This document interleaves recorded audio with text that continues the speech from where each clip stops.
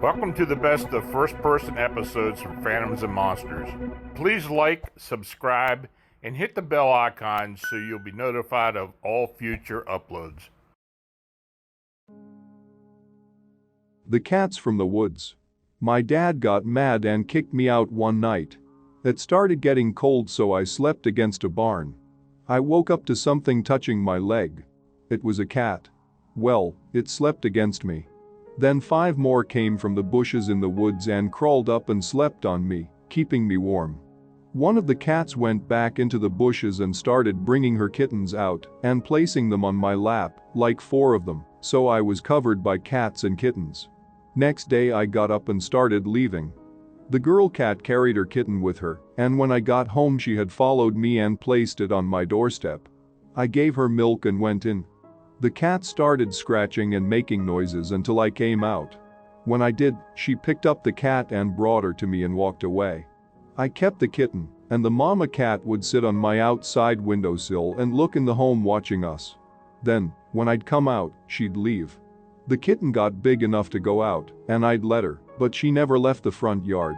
The mama would come and lick her and then go back to the woods. I don't know what it was, but the kitten didn't meow or anything. It would make a sound that sounded like my name, Wade. Then it would use its paw to tap me if it wanted anything. The cat lived 2 years and then walked out to the woods, where it walked off with the cat that looked like its mama. I hadn't seen it in 2 years and it left forever. The next morning there was a scratch on the door and a kitten was there. It looked close to my old cat, and in the bushes was the old mama cat looking. I picked it up and its mama walked off. 2 years later, I see the old cat or one really close to it on the windowsill, but it would leave when I come out. Is this weird, or do cats bring more to you like storks? The kitten didn't meow, but made the Wade sound also, and it would tap me also. She slept in same spot even though I got her a new bed in another room. She'd crawl, dragging my old cat's blanket to my dresser, and place it on it and sleep. Weird or what? Another thing that's important I forgot is that it would get my attention and look me in the eyes and hold it there like it wanted me to know something so bad but couldn't tell me. It hid my keys when I used to drink like it didn't want me to drive. It hid my cigarettes because, I guess, it did not want me smoke. She'd place them in litter box that she hated to use. She would go on the little flower bed by the front door, same as the other. They were like twins, almost reincarnated. That's best way to say it. It was like the same cat, and it wanted me to know it never left. She would put a picture I had of the old cat and me on the couch, and I'd put it on the counter, and she'd move it back until I put it on dresser where she slept, and she was so happy. I never saw anything like it. People say cats are dumb, but they're not. They're thinking and have a soul, or a memory of a past. I don't know, I'm lost over it. We're connected by something like fate. Wade.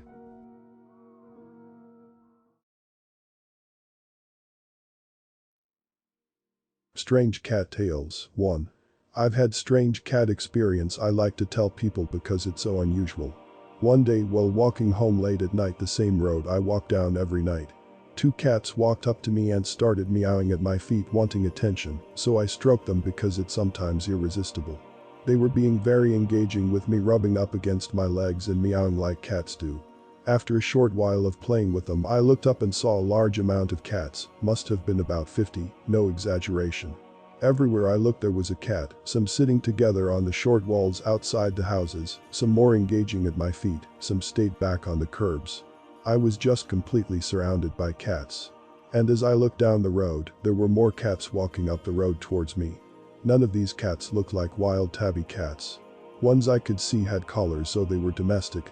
Which makes it strange because these cats are territorial and should be fighting with each other, but not one cat fight took place. They were all getting along. I tried taking photos as it was an amazing sight to see, but they all came out blurry, but that could be blamed on the poor night light. Tommy.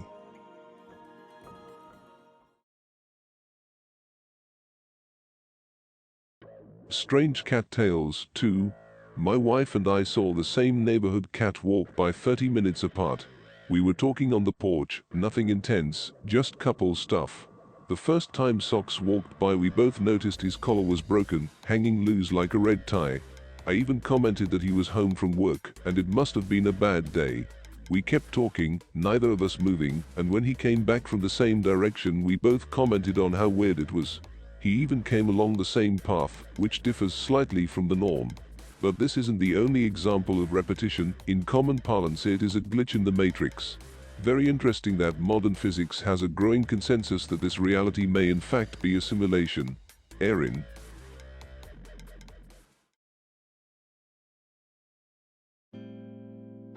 Ghost cat. When I was in high school we had a ghost cat.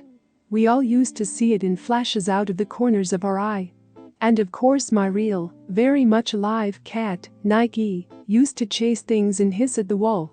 One night I was lying in bed and I felt my cat jump up on the bed and curl up in his favorite spot that he always sleeps in between my apart ankles on the edge of the bed. Naturally I thought nothing of it as it was a nightly occurrence. That was until about a half an hour later that something else jumped up on my bed.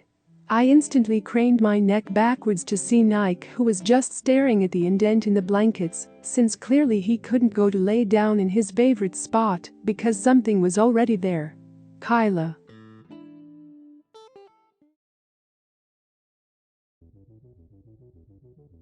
Casper the Cat. I believe I'm writing to you about a ghost, though I'm not sure if the animal kingdom has an afterlife. My big brother Gil is a long-haul driver and regularly makes trips across the country. He'd be on the road for a couple weeks, then come home to Virginia and stop by to see our mother who lives with me and my husband. I don't know how he does it, but he's always been a loner. Last summer, Gil said that he pulled into a truck stop in Indiana to get some food and rest. He's got a nice modern sleeper berth on board. He went to get something to eat, came back and there was a male black and white cat in the cabin. He wondered how it got in there. He was about to get rid of it, but then thought it may be lost because it had a new-looking collar and was well taken care of. So he went back inside and asked around. Nobody was aware of a missing cat, so he wrote up a lost cat flyer and posted it. He went back to the truck and the cat was asleep on the passenger seat. Gil had himself a hitchhiker. From the beginning, the cat seemed a bit strange. For one thing, it would disappear and not show up for many hours. Gil would look all over the cabin and berth, but there was no cat. He assumed it found a hiding place. Something else, the cat didn't eat anything Gil gave it. He never saw it drink water either. When they'd stop somewhere, the cat would just disappear again. Gil just figured it found a way out somehow. One morning in Arizona, Gil woke and didn't see the cat anywhere. He waited around a bit, but he was on a schedule to make a delivery in Texas, so he had to get on the road. He felt bad that he was leaving without the cat, but that's the way it had to be. He pulled into the delivery location in Texas that evening. He got out of the truck to talk to the guys at the dock when he saw the cat walking around the truck. After that, he called the cat Casper. He said the Casper acted like a ghost. He was getting ready to leave and head east, and Casper was asleep on the passenger seat. A few days later, Gil came home. He stopped by the house to see our mother and to get some dinner. We all sat at the table while Gil told us about Casper. He asked me if I could watch Casper for a few days before he headed back out on the road. I said fine, so Gil went to the back door, and there sat Casper. It was like he knew that he was staying there. For the 3 days Casper stayed with us, he never came into the house. I'd put food and water out for him, but he left it untouched. I figured he was catching mice or birds. I'd see him stretching out on the patio once in a while, but he'd never come in the door. Gil called me and said that he was coming over to pick up Casper and head out onto the highway. Well, I couldn't find the cat. We all thought that Casper had found greener pastures and moved on. Gil left without his companion. Later that week, Gil called me from California. He said that he guessed that Casper hadn't showed up at home. He started to laugh because Casper was with him. In fact, he hadn't seen Casper until that day. He found him asleep on the passenger seat after grabbing a bite to eat. A few hours later, Gil called to say that Casper was missing again. But he figured he'd show up sometime later. Well, that never happened. None of us have seen Casper since. This past spring, Gil was back at the Indiana truck stop where he had found Casper the previous summer.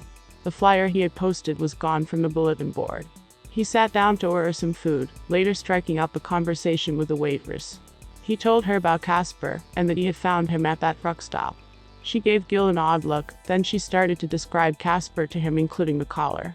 She said that the cat used to belong to the owner of the truck stop. The cat's name was Paco. One day, Paco got into a fight with an unknown animal and was killed.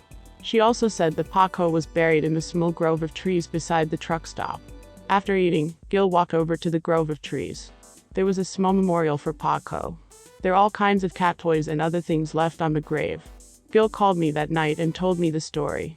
It just seems to me that Paco was a companion to a lot of truck drivers. Gail.